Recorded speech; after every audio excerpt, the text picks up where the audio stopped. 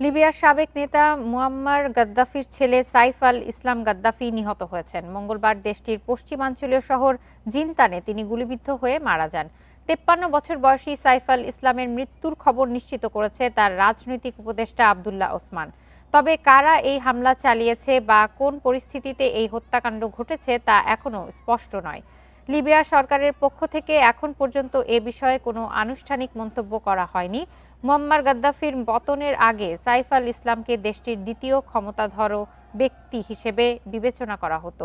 তবে ২০১১ সালে বিদ্রোহীরা গাদ্দাফিকে হত্যার পর সাইফ জিনতানে বন্দী হন। পরে সাধারণ ক্ষমার আওতায় ২০১৭ সালে কারাগার থেকে মুক্তি পান। তবে মুক্তির পরেও হত্যার আশঙ্কায় তিনি দীর্ঘদিন জিনতানে আত্মগোপনে ছিলেন।